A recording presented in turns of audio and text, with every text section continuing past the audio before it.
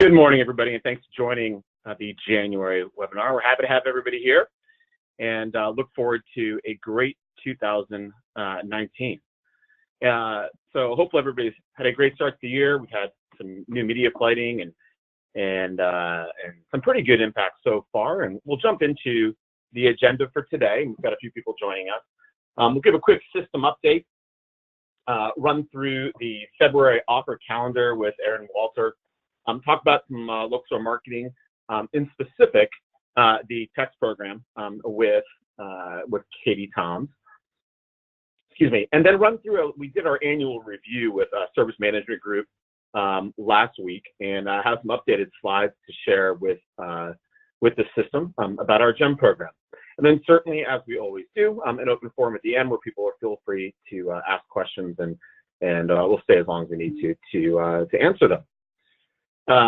So with that, we will jump right in. If you do have questions throughout the presentation here this morning, please do use the GoToWebinar application in order to keystroke those in, and we'll get to those at the end of the presentation.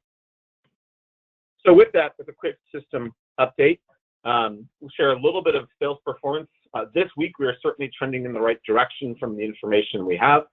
Looks like so far we're up about 13% for the week, and that's obviously really strong, and that's definitely where we want to be. The month-to-date number, it looks like we are about flat, so up slightly compared to last year. I will caveat that by saying we're still validating those numbers. There's a little bit of discrepancy. It wouldn't be less. Discrepancy would be to the good. So I'm trying to present the I guess I would call it the most pessimistic number that we have so far for the year. So we think it's a little bit higher. We're certainly seeing some good performance in a number of different markets, and we'll obviously keep monitoring that and monitoring that health. So with that, we obviously sent out a communication on Tuesday of this week about 2 new GFG departments, which we're all excited about, in order to bring more support and more leadership to some functional areas of the business that we certainly needed. The changes that were communicated were around 2 different areas mainly.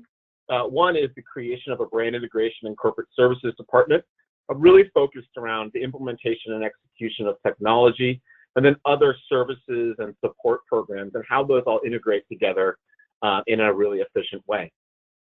David Kaiser is the former EVP of Great American Cookie, is going to be leading that department. And we're excited for David and his new role and what the Brand Integration and Corporate Services Department can do and help support us with at RTP. The GFG Innovation Center is a new creation with Allison Lowenstein leading that, formerly leading Marble Slab and Pretzel Maker. And really that Innovation Center driving 3 functions across the platform. One being the R&D and product development projects that we have and accelerating our pathway there. Number 2, bringing forward additional training and refined training opportunities in the brand. And the 3rd, kind of leading communications across all brands. So we're really excited to have these key players in place in order to just keep on, fueling the positive things that are already going on within the brand. So excited to see it. Past that, just talking about some upcoming dates and some things that are going on. The next couple of months are going to be extraordinarily busy, and we all know that. So a few key dates that are coming. We're working quickly on a number of different items to begin the implementation of the quote-unquote Rising Legends brand positioning into the brand with new look and feel. And these are just a sampling of the different touch points. This is not necessarily a comprehensive list, but a few different touch points. Number 1, on February 15th, as we've been communicating, the Rising Legends brand book completion, that summary document that shares all the new look and feel from a design standpoint. And we can begin at that point communicating that out to all of you. Some of the components of that would be that good, better, best approach to how to do sort of redesigns. And we're excited to kind of get that complete and get that cascaded out to the system. The second component is almost done. You can see a graphical representation of that on the right-hand side of the screen, the launch of the new website, which we're very excited about. that'll continue to be a work in progress, but we're excited about where it's at. It's certainly, I think, by anybody's definition, a big upgrade from where we are today. We'll be putting together some connection events towards the end of the month, especially as the new look and feel gets rolled in. We want to get out there, meet with franchisees, get feedback, and continue the conversations about implementing Rising Legends into the brand. That'll be the 21st to the 28th, and it's a varied set of dates in there. We'll send supplemental communication to the system in order to do that. On February 25th, we launched the new TV flighting, which was being shot next week out in LA. If you're an LA area partner and you want to come by and say hello, we're happy to have you. Just reach out to me directly and I'll tell you where to go if you want to kind of see what happens behind the scenes. So we're excited for that. But those go on there February 25th. And then as another communication point, of course, the Arteria meeting in Las Vegas coming up on March 6th around Pizza Expo. So excited to have all these things going on at the same time. And there are a lot of moving pieces. In addition to the specific dates above, we're working on final communication strategy to help enable you to communicate with your teams about the new look and feel, new logo, new look. So when somebody comes into a restaurant and says, hey, I saw a new awesome commercial, or I saw your new website, it's so cool, what's the deal?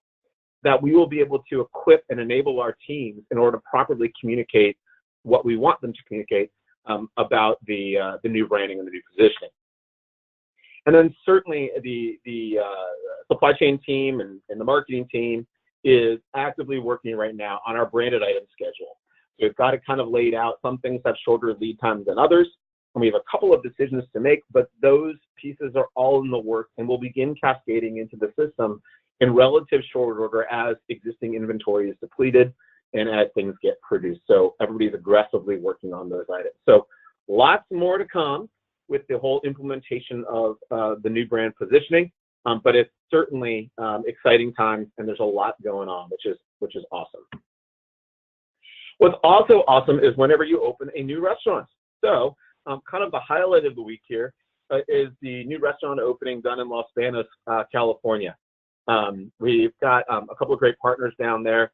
Harry Sang opened up that store about 1 week ago today, if I'm not mistaken. Could be off by 1 day. But 1 week ago today, 1 week ago yesterday, and they just completed their first 7-day period doing an absolutely whopping $66,000 in their first 7 days. I'm quite sure everybody in town came twice. So pretty amazing. The store looks beautiful, and we're certainly doing yeoman's task out there to handle that kind of volume in an initial 7-day period. Pretty astonishing. So it's good to have the Roundtable brand back in Los Banos. I know we had a restaurant there a number of years ago, but it's been an awfully long time, and there were a lot of empty parking spaces in some of our competitors' parking lots over the past 7 days. So it was nice being out there on Monday of this week and to see it firsthand, and I'm excited for Harry and the team out in Los Banos.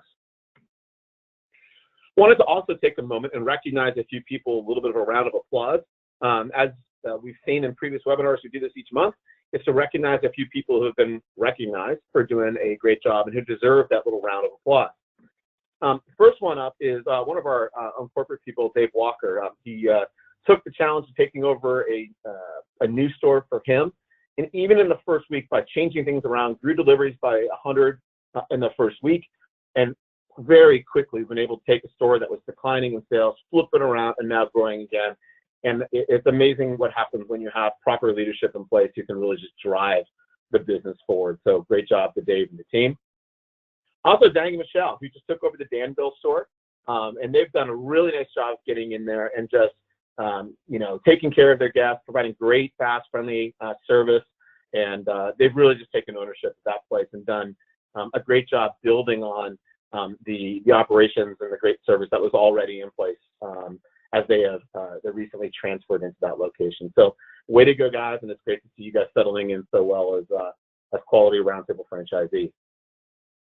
And the third is our own Jennifer Lindo, who has been out in Los Banos all week supporting them during their opening process. She has been working her butt off, and we'd be remiss if we didn't recognize her and Buck Caetano, our FDC, for the great work they've done in supporting what obviously is an extraordinarily busy first week period. So that's hard work, and she was all in, and certainly our franchisees out there have been recognizing her and the support team for the yeoman's task that they provided over the course of the past 7 days. So way to go, Jennifer. Happy to have you on our team as well. So with that, I wanted to unmute Erin Walter to talk a little bit about what's coming up in February. So Erin, can you hear me? I can. Thanks, Jeff. Yep. Great. Well, we are excited to start February off with our National Pizza Pie Day for the second year. Can you change that slide for me, Jeff? Oh, there we go. Thank you. So as you know, hopefully you guys have all seen the marketing execution guide that was sent out in the roundup on January 7th. If not, you can search through your emails and find that from Lisa. I'm happy to email that out to you. If you need another copy, just let me know. But on February 9th, we're going to make a donation of $1 for every pizza sold in our locations back to LLS. The instructions on how to do that and how that day will work are detailed in the marketing execution guide. And our goal, our hopeful goal, is to raise $35,000 that day for the Leukemia and Lymphoma Society. So the POP arrived in your stores the week of January 14th. So hopefully you have that up and displayed in your locations. And in that kit, you also received bounce back coupons. So every customer that day that makes a purchase, you can give them a bounce back coupon for a free pizza upon their next, a free personal pan pizza upon their next visit. You can also find some wonderful details and really heartwarming stories at pizzapieday.com, where we highlight an LLS patient who is a child and have just all the details there located on the page. We are busy working in all of your markets to gather PR outreach. So you may hear from us if we have an opportunity to deliver pizzas to a local news outlet, or like Dale last year, Beyond the News. So hopefully there'll be some wonderful opportunities there for local store marketing as well with National Pizza Pie Day. So we'll move to our February offer calendar. We will make sure that this is actually included too in the roundup this Monday. So you'll also see the Excel or PDF version of this go out. So you'll have that easily accessible in your email. These are the national offers that we'll be highlighting for February. As you know, the $19.99 triple play plus 6 wings will still be going, and that'll run through the end of the month when on the 26th, or excuse me, on the 28th, we'll have the new promotion begin. And then you'll see there the various other touch points that we'll have going out. So there'll be emails associated with the triple play plus wings. There'll be emails around National Pizza Pie Day. There will be some outreach about a family Valentine's Day package, and as well as the Super Bowl offer that goes out at the end of the month, kind of getting ready for Super Bowl, for 20% off for Super Bowl. The next slide will feature our mobile offers that'll go out via SMS text for our Mobivity text program. So these are the text messages that'll go out. You've seen a change in cadence beginning in January, where we're sending text messages weekly to our consumers, and that will continue in February on Fridays. They'll run for typically 7 days. You do see some awareness messages as well. We're starting to include those and incorporate those in our text message program. So the second one, for example, is just an awareness messages to our subscribers to remind them about National Pizza Pie Day, or even let them know if they haven't been in a store or haven't checked their emails. So as you can see, a nice layered approach to the national offers with email, digital, social, and also via text. Again, this will go out Monday in the roundup, so you'll see an attachment. And again, if you have any questions, feel free to reach out to me at any time with questions on National Pizza Pie Day, the SMS program, the national offers, or anything else. I'll be happy to help.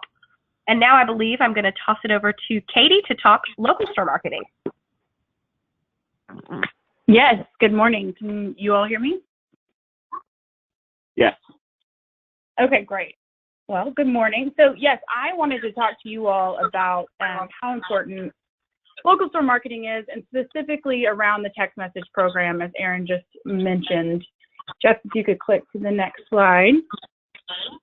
The Text Club is a critical marketing strategy for 2019, and if your stores are not focusing on it, you absolutely should be, and here is why it's so important. As you all know, the Text Club offer is 6 free twists, so our guests are able to get 6 free twists when they join the program immediately, and we are currently seeing 46% opt-in redemption rate on that offer, which is resulting in a $32 average check, which is an increase of around $8 in spend. So as Erin just mentioned, we've shifted how we're sending out the national text messages to a weekly cadence. And because of that, we're starting to see the average check for those offers around $31, which is an increase of $6, which that means our subscribers are worth around $280. And it's so important that you're focusing on the text program, because just as we are focusing on social media, we're focusing on print, we're focusing on TV, this is a completely new audience that we're reaching. So it's the whole 7 times, 7 ways. How can we reach the different audiences in different ways and get them to come into our store and spend money and enjoy our pizza and product? So next slide, please.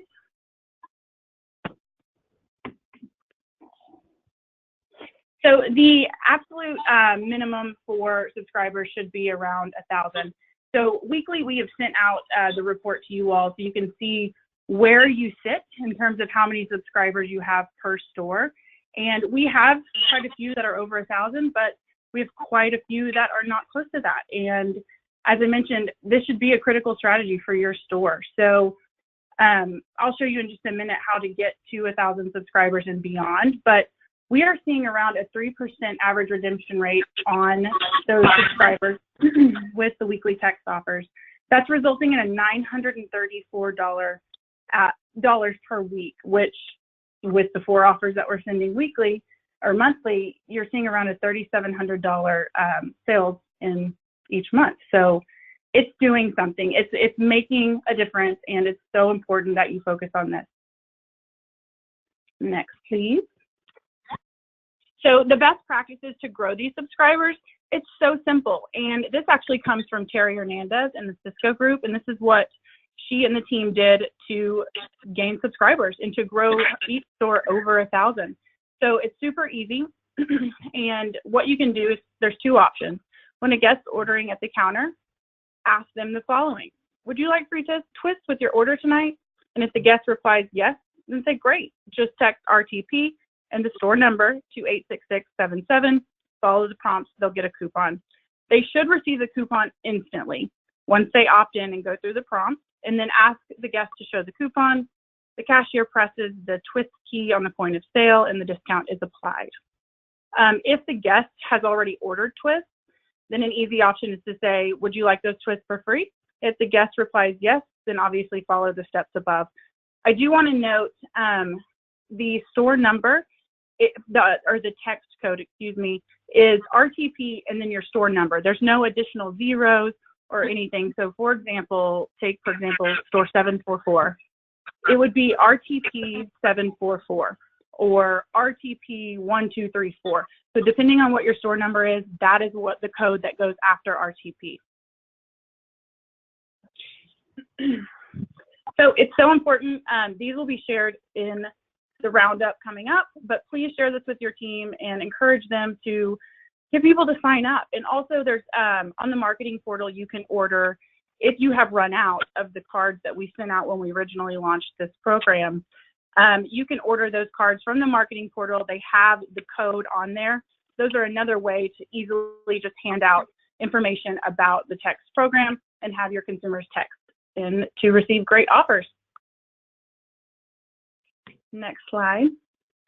So one of the things we heard from the marketing committee when we last met with them was wanting to see what we're doing from a corporate perspective. I know that when we send out print pieces or social media or whatever it might be, that some of those coupons are flowing into your stores.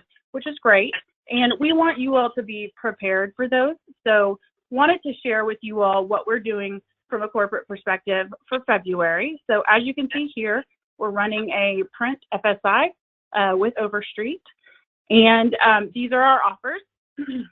This will be shared in the roundup next week as well. So you will be able to key in these offers to your POS system in case there is an overlap with coupons. So we're offering the $19.99 large specialty, 20% off, $25 Pizza Palooza, $7 off extra large specialty, and $18 large topping and 6 twists. Next. Another promotion that we're doing, and we partnered with UMI on this, is called our Peel and Reveal Box Toppers. This is a small business card sized box topper that is going to all of the corporate stores, and it's just kind of a fun and different way to get our consumers to pay attention to the coupons that they're receiving. So we'll be featuring this throughout the month of February, and it has 4 offers on it as well. Next. And then the Facebook ads. So this is something we recently started this month at the beginning of January with Dave at That's Biz. And we've seen a great response with it so far. And we are running similar promotions, similar coupons as we are from the FSI and the Peel and Reveal box topper. So you'll see the $19.99 large specialty, the $7 off extra large specialty, 18 large topping and twist, and 20% off all orders. So as I mentioned, we'll definitely share this in an Excel spreadsheet in the roundup next week. So you will have that for reference. And then, of course, this is being recorded so you can see that here. And I will hand it over. Thank you. All right. Thanks, Katie. Appreciate it. Well, happy to have, hopefully, I have Jordan Sievers from SMG. Jordan, can you hear me okay?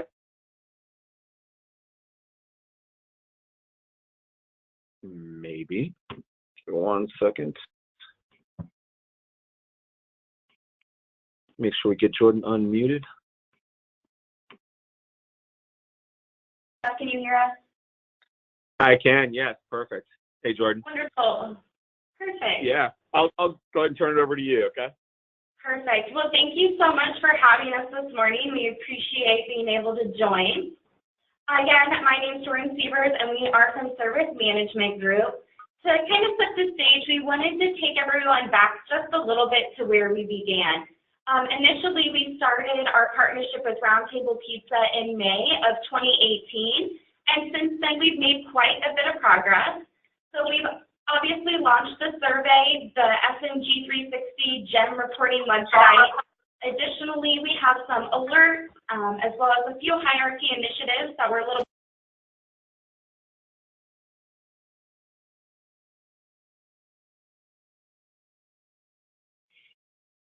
Oops, Jordan, we may have lost you.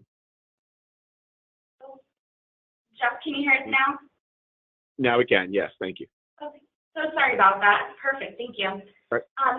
So additionally, we've followed several processes throughout the course of the year, including some reporting and different types of alert trainings. And additionally, we just met with Jeff and Lisa last week to view 2018 as a whole, as well as with this coming year in 2019. All right, and we'll go ahead and go to the next. Thank you. So to level set very quickly, we just wanted to provide a survey health update. So this is just taking an overall look at how the Roundtable Pizza survey is performing as a whole. Currently, we have 45% of respondents responding via desktop, and 55% of them are taking the survey from a mobile device. On average, the survey length is taking them about 7 minutes to complete. SMG best practice tends to fall around that 5 to 6 minute time period, so that's something we're going to work with Lisa and Jeff on in the coming year to work on shortening that survey. The abandonment rate, it captures the customers that start but do not complete your survey. So currently that average is around 4%. Our best practice is to have anything less than 5. So that's looking great overall. Those customers that are starting are most often finishing the survey. And next slide, Jeff. Perfect, thank you. Next, we wanted to dive into a performance overview. So to take a little bit of a step back and look at really how we gauge that overall performance, we look at those customers that are in the zone of affection, because those are the individuals that are driving loyalty and sales growth for Round Table Pizza. So very quickly, we have 3 different groupings that we bucket our customers in. The far right, that green box, the zone of affection, those are customers that are highly satisfied or giving you that 5, that top box score. Those customers are your loyal guests. They're spreading positive word of mouth. They're going to go out of their way to make it to a Round Table Pizza location. On the flip side of that, in red on the left-hand side, we have our zone of defection, and those are your highly dissatisfied and dissatisfied customers. So customers that are giving you 1s and 2s for their overall satisfaction score. Those customers have probably had a negative Round Table Pizza experience. They're spreading negative word of mouth. It's going to be very hard to persuade them to have a positive perception of Round Table. And finally, in the middle, the blue box, we have our zone of indifference. Those are customers that are neither satisfied or simply just satisfied. Those are your 3s and 4s on our 5-point scale that we utilize. So really where we want to focus our attention is on that zone of affection, that green category, and even more so pushing those customers from the blue category, that zone of indifference, to the zone of affection. And next slide, Jeff. Thank you. So we do this because we know that moving satisfied customers to becoming highly satisfied is that greatest opportunity. So currently, 67% are falling into that zone of affection, followed by, we have that 25% falling in the zone of indifference, but more specifically, we look at that 22% of customers that are saying that they are simply satisfied. A little additional breakout at the bottom for you. In that zone of affection score, corporate average is 69%, and the franchise is falling at 65%. So just wanted to provide a little bit of additional breakout. So in moving those satisfied customers to highly satisfied, when we're able to do that, we know that they're a little bit over 3 times more likely to be highly likely to recommend Round Table Pizza. So in shifting those satisfied customers to become highly satisfied, we can really significantly increase their likelihood to recommend. And next slide, Jeff. Perfect. So to give you a quick overall viewpoint of where your Round Table Pizza scores are falling in comparison to some other brands and other concepts. First and foremost, we have the fast casual concept, which is in the gray boxes in the middle. In the top in green, we have strictly pizza brand averages. So kind of more so comparing apples to apples there in that category. Round Table Pizza scores on the bottom in blue, and as you can see, all of our averages are falling a little bit below the pizza concept and fast casual concept averages, so definitely some areas of opportunities that we'll focus on in 2019 to close those gaps. So how do we close those gaps? In order to do so, we want to determine those Round Table Pizza key differences between those satisfied and highly satisfied customers. How are we going to get those satisfied customers to become highly satisfied? And in order to do that, SMG utilizes key drivers to really hone in on those key differentiators. So for the Round Table Pizza model, taste of food is the #1 key driver to improving that overall satisfaction score. You can see here that that's followed by staff friendliness, restaurant cleanliness, order accuracy, portion size, and temperature of food. So these are kind of our main categories that we're going to look at when pushing those satisfied customers to becoming highly satisfied. More importantly, though, focusing on that top taste of food measure and followed by your 3 secondary drivers. So also when we're looking at key drivers, we really want to monitor those performances. So looking at how well each measure is performing, and even more so importantly, looking at those highly dissatisfied and dissatisfied groupings and making sure we keep those as minimal as possible. So on here you can see we've kind of denoted those top 3 key drivers that we're going to focus on: taste of food, staff friendliness, and restaurant cleanliness.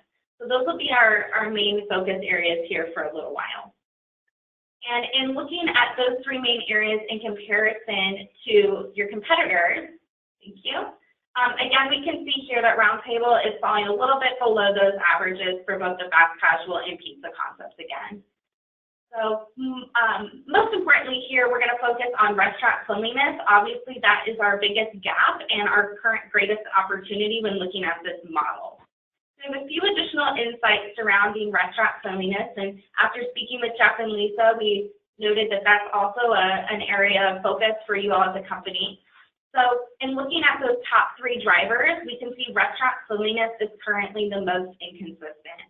And to just spend a second on this slide to quickly orient everyone, the green dots at the top are representing your top performing location as a company, and the red dot is representing the bottom performer. That gray box in the middle is capturing the 95% range for the rest of your restaurants. So again, restaurant cleanliness is currently the most inconsistent. We have a 51% percentage point gap between that 95% top and bottom range. So ideally, the goal here is to move all of those red dots up the chart and close those gray box gaps, make those boxes shrink, is our ultimate performance goal here. So again, to dive in a little bit deeper to restaurant cleanliness, what are a few opportunities for improvement? First, focusing on the weekends, we heard from customers that during the weekends tend to be when they are least satisfied with restaurant cleanliness.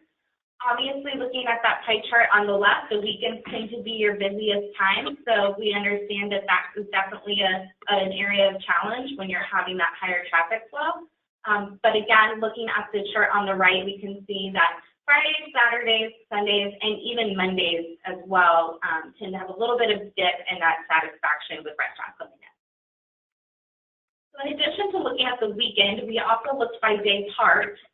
So also looking at that dinner time frame. Again, your traffic is heaviest during dinner, and as such, the satisfaction with restaurant cleanliness is also lower than it is during that lunch day time. So again, really keeping in mind the weekends and the dinner day parts for an emphasis of restaurant cleanliness.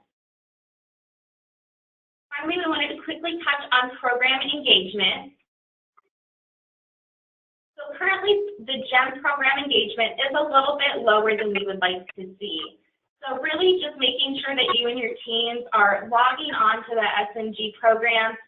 We know a few of you are not quite yet printing the receipts or printing the survey invitations, on your receipts.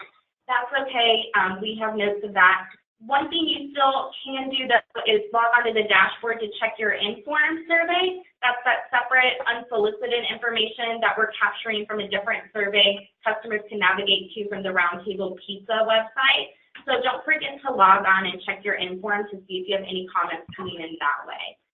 So really just engaging with your teams and making sure that everyone's logging on to the GEM reporting website. Once again, we do have these three different channels that we're capturing, so even if you're not printing the survey invitation just yet, you can still be capturing information from Inform as well as social reviews. So those are two alternate methods to the printed receipt survey that we can be using to capture that guest experience. As a reminder, you have your two dashboards, your Inform dashboard and your Visit View dashboard. So just keeping in mind toggling between those two.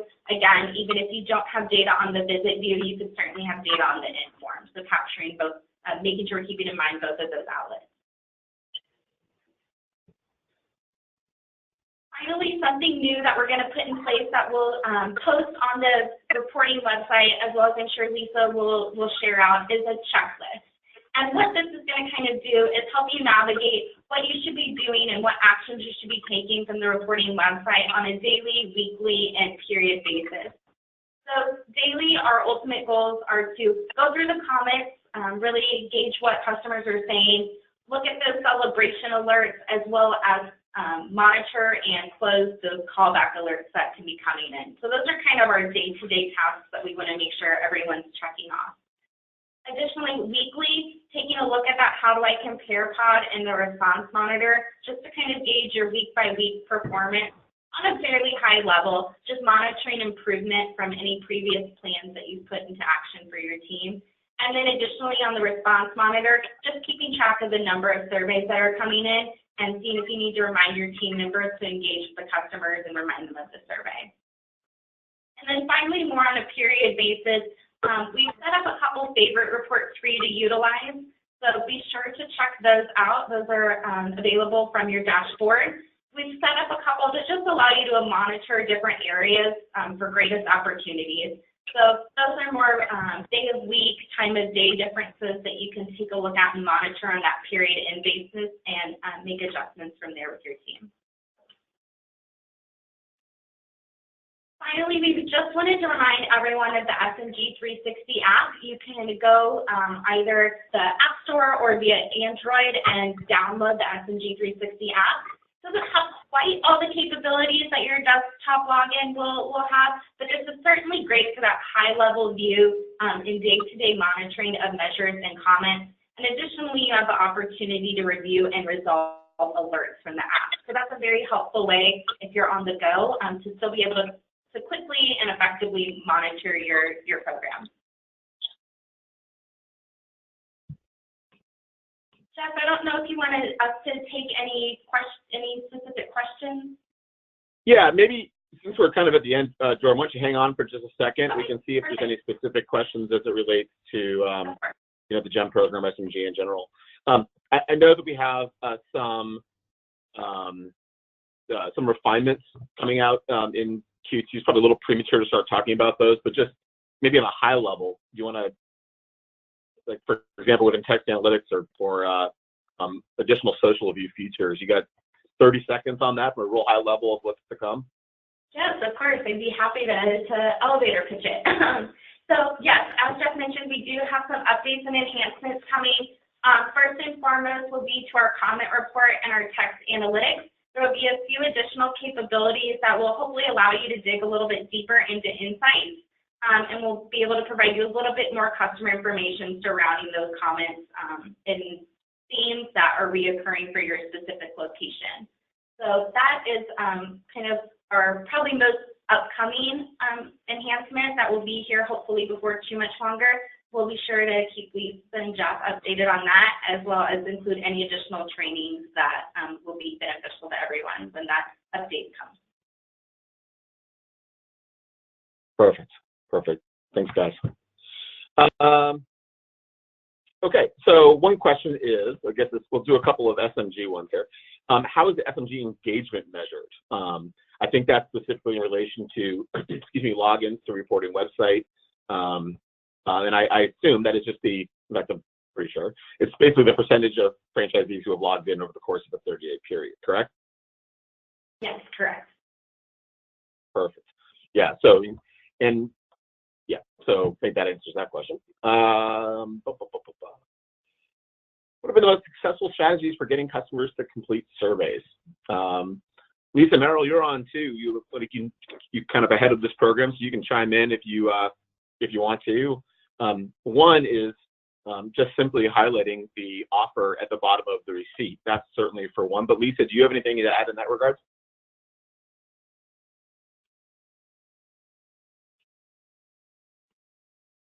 And that may not be entirely fair to ask her since I have her muted. So my apologies. We'll see if you're going to meet her. But certainly one of the answers to that question is as simple as, you know, asking the guest or making the guest aware of those offers. And we're also looking at some other pathways to get more opportunities to solicit guest feedback. For example, one is to leverage, as we put in a loyalty app, being able to leverage that platform. We're looking at ways to do follow-up emails via email from online ordering guests and things like that. So there are definitely some other best practices coming along that are going to help facilitate getting some more responses. Got a question here. What's the difference between overall satisfaction and value? Jordan, can I turn that one to you? Yes, of course. So overall satisfaction is our initial question that the customer is asked when they begin the survey. So that's specifically asking them to rank their overall, that specific experience overall as a whole. The value portion is more specific to how they felt the value for the money, actually, if you will. So the specific question is, did you please rank your overall satisfaction with the value for the price you paid? So while that is also encompassing the experience, it's also encompassing more specifically the menu items ordered, things such as that, versus the price that they paid. Perfect. Great feedback. All right, next question, more of a marketing or statement is, can we get more timely information regarding offers? First, looking at offers for March. So the answer to that question is absolutely yes. We're getting further and further ahead when it comes to being able to cascade and share out information regarding calendars and whatnot, and that is certainly the goal. As we've shared with the marketing committee and our brand committee, you know, we're all kind of working together to get further and further ahead in the planning process and be able to cascade out information in a far more, not far more advanced, but a much longer lead time in advance of some of these things hitting the field. So that's absolutely the objective. It's a great question.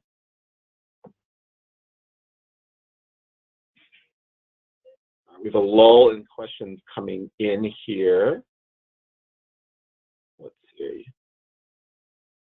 To reiterate a previous request, would it be possible to post the content of the webinar slides in advance of the webinar? Even the day before would be helpful. I think that's a good suggestion, and I'll commit to absolutely doing that. So that's no problem. We'll absolutely doing that. So yes, the commitment going forward to the group is we'll post the agenda for the webinar at least 24 hours in advance. Sometimes we're working towards just continuing to put things together, even up to the last minute, but we'll certainly work to have that done in advance. We'll commit to that. So I appreciate the question. Who was your LSM printing source for the peel-off box toppers? Katie, I think you're still unmuted. I believe that was UMI, correct? Yes, it was UMI. Okay, great.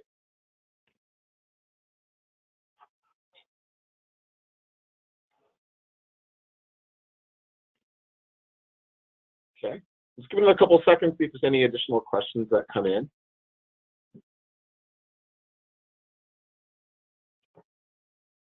Maybe this will be the first webinar we get done right on time, even a little bit early. So since there's no more questions coming in, I guess we'll conclude. If anybody has some follow-ups they want to reach out to anybody on the team directly with, we're certainly here to help. But with that, I hope everybody has a wonderful rest of the day, and look forward to connecting with everybody shortly. Thanks again. Appreciate everybody's participation.